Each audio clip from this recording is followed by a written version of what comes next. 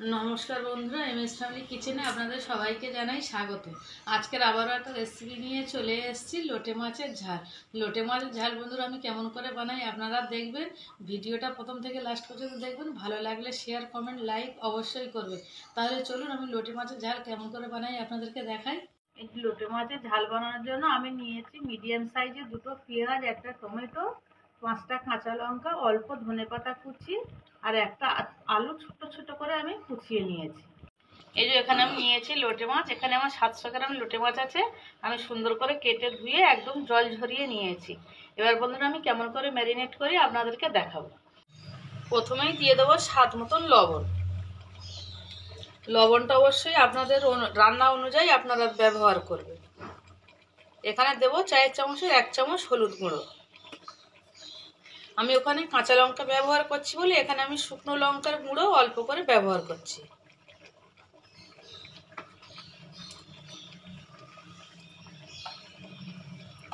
দেব চায়ের চামচের 1 চামচ জিরের গুঁড়ো। এবার দেব পরিমাণ মতন আদা রসুন পেস্ট। একে একে আমি সব দিতে থাকবো। পেঁয়াজ কুচি, টমেটো কুচি, আলু, ধনেপাতা, কাঁচা লঙ্কা, দেব সর্ষে তেল। আপনারা লোটে মাছের ঝাল এরকম করে একবার বানিয়ে খেয়ে দেখবেন বন্ধুরা, কত সুন্দর এই রান্নাটা হয়। টেস্ট প্রচুর হয়।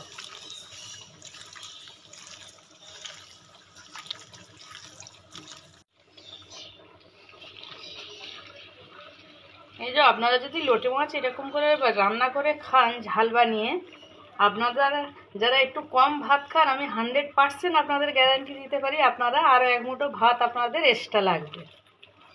এই দেখুন আমি সুন্দর করে আলু, পেঁয়াজ, রসুন, টমেটো সব সুন্দর করে এই যে ম্যারিনেট করে নিলাম। এবার আমি অল্প পরিমাণে জল দেব।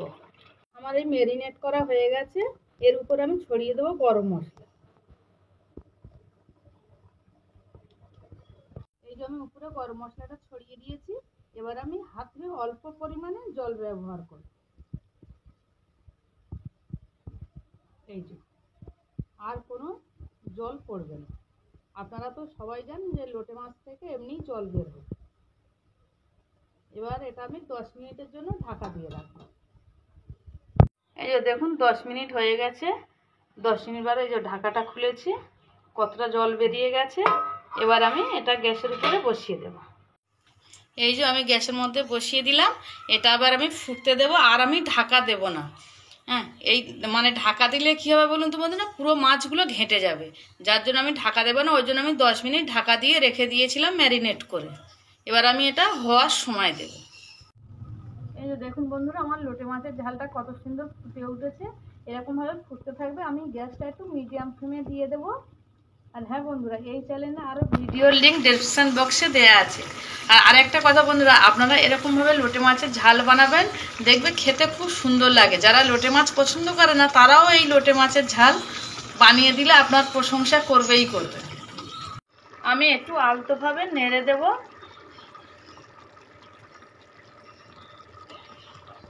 এই যে এরকমভাবে হালকাভাবে একটু আমি ওলট পালট করে দেব। আমার বাড়িতে বন্ধুরা লোটে মাছের এরকম আলু দিয়ে ঝাল সবাই খুব পছন্দ করে, আমার বাড়ির লোকজনেরা। এটা হলে আর ওদের আর কিছুই লাগে না। এই যে আমি হালকাভাবে একটু নেড়ে চেড়ে দিলাম। এবার এরকমই হতে থাকবে, 5 মিনিট মতন লাগবে। 5 মিনিট হলেই আমার রান্নাটা কমপ্লিট হয়ে যাবে। আর হ্যাঁ বন্ধুরা, আমার এই আজকে লোটে মাছের রেসিপিটা আপনাদের কেমন লাগলো আমাকে কমেন্ট করে জানাবেন, আর আমার চ্যানেলটাকে সাবস্ক্রাইব করবেন। এই দেখুন বন্ধুরা, আমার লোটে মাছটা পুরো কমপ্লিট হয়ে গেছে। আর এই দেখুন পুরো মাছ থেকে তেল ছেড়ে দিয়েছে, জল বলে আর কিছুই নেই। একদম পুরো শুকনো শুকনো হয়ে গেছে। এই যে আলুগুলো দেখুন আর মাছগুলো দেখুন, একটা মাছও ভাঙেনি। আর এর উপরে আমি একটু কাঁচা ধনেপাতা কুচি ছড়িয়ে দেব। একটু এই যে কাঁচা ধনেপাতা ছড়িয়ে দিলাম।